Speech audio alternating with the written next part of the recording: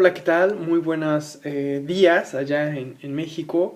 Me presento, mi nombre es Orlando Cabrera.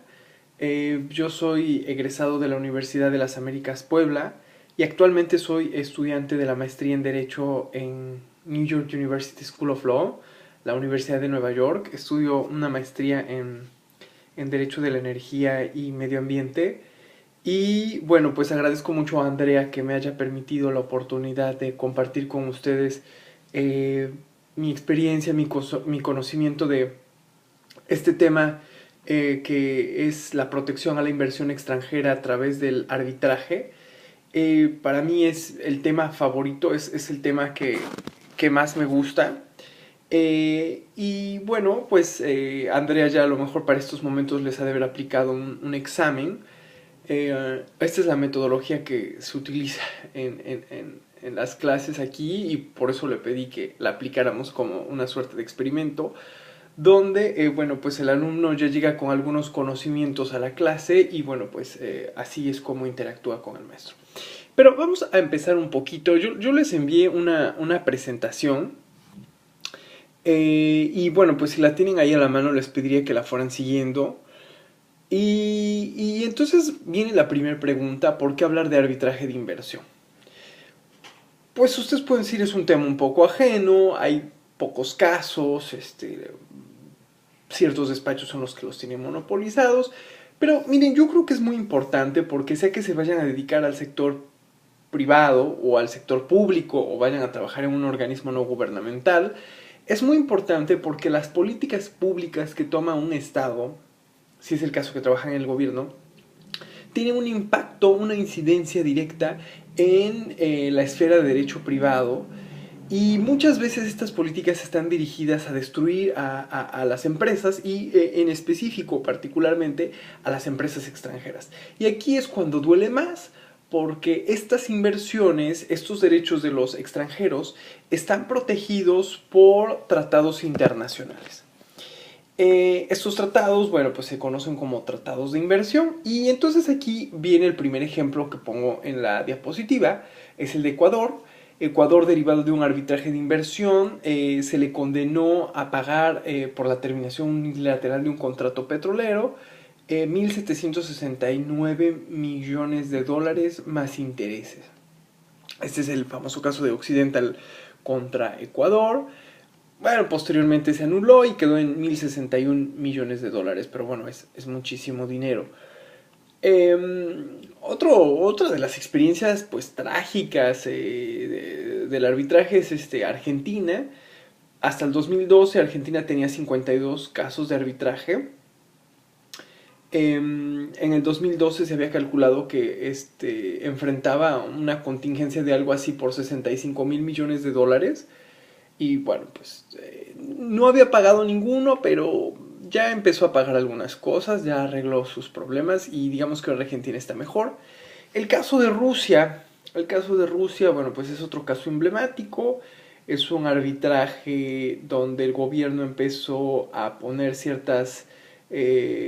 o aplicar ciertas medidas fiscales y ciertos procedimientos administrativos fiscales contra la empresa Yukos. Esto se ventiló, estas medidas tenían como fin destruir, limitar, anular los derechos de los inversionistas en esta empresa petrolera Yukos, y entonces los inversionistas ejercen los derechos que tenían, se van a un arbitraje ante la Corte Permanente de Arbitraje de La Haya, y resulta que se le condena a Rusia a indemnizar a esta empresa por 50 mil millones de dólares. Este laudo, ustedes ya saben que es un laudo, es la decisión final, bueno, puede ser una decisión parcial, podría ser un laudo de jurisdicción, ¿verdad? Pero bueno, este laudo que contiene esta condena de 50 mil millones de dólares trata de ser ejecutado en diversas jurisdicciones, ¿no? Entonces se ejecuta en Francia, en Bélgica, en India, en Canadá. Pues imagínense, con 50 mil millones de dólares, pues siendo yo el director de la empresa, voy a tener el mayor interés en que pues los intereses de mi representanza sean debidamente resarcidos. Y esto definitivamente, pues lo que queremos es obtener ese dinero que nos va a permitir lograr los fines y objetivos de esa condena. Entonces, y entre los otros países, como ustedes saben, La Haya fue el lugar del arbitraje y la sede del arbitraje por excelencia, conforme a la Convención de Nueva York, es el lugar donde se puede solicitar la nulidad del laudo. Se solicita y un tribunal en Países Bajos determina que el laudo debería de ser anulado porque no, el tribunal arbitral no tenía competencia. Digo, no vamos a entrar en muchos detalles, pero hasta ahora eso es lo que basta decir. Y bueno, pues es uno de los casos más emblemáticos, va a tardar muchos años, pero aquí es donde tiene esto. Y bueno, aquí no lo puse en las láminas o en el material, pero es muy interesante ver que España ahora tiene algo así de 22, 32 casos, eh, 20 casos están en el CIADI, hay 2 o 3 en la Cámara de Comercio de Estocolmo y un caso más ad hoc bajo las reglas de un citral.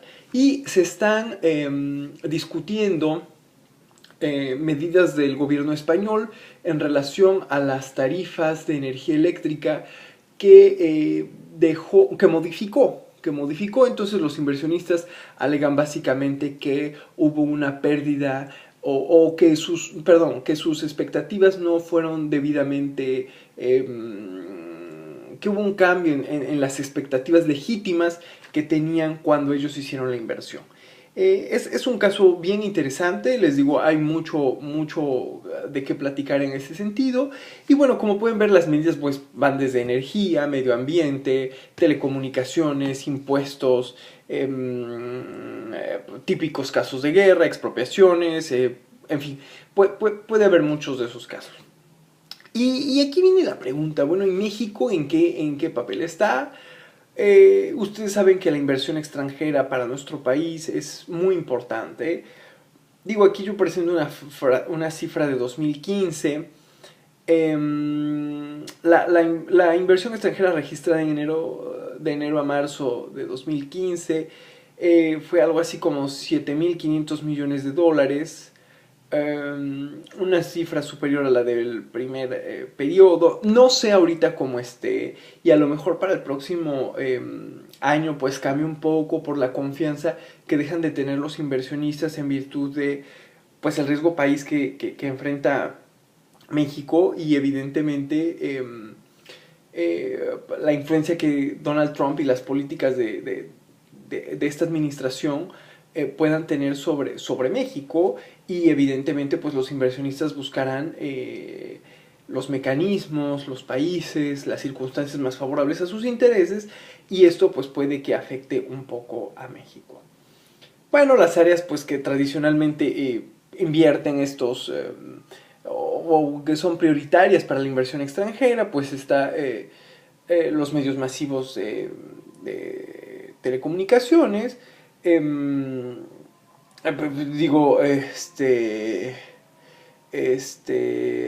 medios masivos, pues tenemos ahí a Telefónica, tenemos ahí a AT&T, las empresas como Time Warner, en fin, y hubo, no sé si supieron, apenas hubo una fusión muy importante ahí, entre estas empresas del medio. Bueno, y en servicios financieros, pues igual vean todos los bancos, Scotiabank, Citibank, con excepción del ICSE y Banorte, que digo, son los importantes, pues todos los demás son extranjeros, ¿no? En materia de comercio, en materia de construcción, pues está FCC, OHL, todas estas empresas españolas, Iberdrola, Gas Natural, que bueno, pues de alguna forma. Y aquí este panorama se va a modificar un poquito. No sé si vieron un comunicado donde el secretario de Energía decía que México esperaba una inversión para 2017 de cerca de 55,000 millones de dólares. Y puede que se modifique un poco porque, bueno, pues por la apertura energética, la cuarta fase de la ronda 1 y las subastas del mercado eléctrico mayorista. Como ustedes ya saben, ya pasó la segunda. Entonces todos estos son pues unas oportunidades que se abren hacia la inversión extranjera. Y bueno, pues los inversionistas que tradicionalmente explotan estas industrias eléctricas, petroleras en otros países tienen mucha experiencia y evidentemente tienen un interés por seguir ejerciendo mayor control, interés en estos sectores. Bueno, tenemos el servicio de alojamiento, pues digo, los hoteles, vean ustedes, y tradicionalmente pues Hyatt, todas estas cadenas extranjeras pues están explotando. Y ahora, ¿cuál es el origen? Yo aquí aterrizo con algunos ejemplos para hacerlo más gráfico, que tiene una incidencia directa en México. México celebra el 31 de octubre de 1861 la Convención de Londres, donde... bueno, se celebra esta convención entre Francia, Gran Bretaña y España. Y esta Convención de Londres es un tratado donde, bueno, México les debía a estos tres países algún dinero, una suerte de préstamo, y no se los había pagado. Entonces, en esta convención, estos tres países deciden que van a ejercer el cobro a través de la Fuerza Armada. Esto era muy común en aquella época. Ustedes saben los problemas, cómo se resuelven. Bueno, pues hay dos formas de resolverlos. Uno es entre hablando, y si hablando no se entiende la gente, pues para eso están los golpes. Entonces esto no es ninguna novedad. Entre los países también se ponen los guantes de box, o se los ponían antes. Ahora se los ponen menos o de una forma más discreta. Pero bueno, pues ahí tienen al Consejo de Seguridad de la ONU haciendo mil cosas. Pero en fin, entonces la forma de resolver las cosas, si hablando no se entiende la gente, pues a golpes. Entonces la invasión militar, los bloqueos navales, era una práctica muy común en el siglo XVIII, XIX, para exigir el pago de deudas. Y entonces, bueno, pues como ustedes saben, la historia nos enseña que Napoleón aprovecha y envía ahí a Maximiliano de Habsburgo, y con el rollo de la guerra de los pasteles y demás, aprovechan para exigir el cobro de estas deudas, y por ahí aprovecha, ¿por qué no?, pues para imponer un gobierno. Fue infructuoso, pero bueno, se exigió el pago de la deuda. Otros casos hubo en México, donde llegaban y bueno, tomaban el puerto de Veracruz, Estados Unidos, y se cobraba con todas las el cobro de los aranceles que hacía la aduana, pues eso entraba al gobierno de los Estados Unidos y con eso pagaban las deudas. Les repito, no fue la excepción. Tuvimos, por ejemplo, el bloqueo de Egipto. Egipto es invadido por Gran Bretaña. Igualmente en 1902 Venezuela pues sufrió un bloqueo naval por Inglaterra, Alemania e Italia. Y bueno, todas estas ideas van evolucionando y van fraguando algunas instituciones de derecho público internacional muy tradicionales. Y aquí voy a entrar a una idea de un pensador del siglo XVIII, que es Vattel. Vattel es uno de los clásicos del derecho internacional público. Y bueno, en la época del derecho internacional público y de hace no mucho, se concibía como sujetos de derecho internacional público a los estados, ¿no? Entonces, las personas privadas no tenían el jus standi, la legitimación activa para ejercer un derecho y poder demandar a otro estado. Esto ha cambiado, evidentemente, bueno, pues ustedes lo han de saber mejor con los ejemplos de la Corte Interamericana de Derechos Humanos, donde, bueno, pues una persona física, e incluso hasta una empresa, por ejemplo, Yukos, demandó al gobierno de Rusia en la Corte Europea de los Derechos Humanos, claro, en virtud de las violaciones de derechos humanos que había sufrido su personal, sus directivos. También hubo el caso de una empresa de aviación, si no mal recuerdo, el gobierno de Grecia expropia. Pero bueno, el punto es que las empresas tenían, en la época moderna ya se les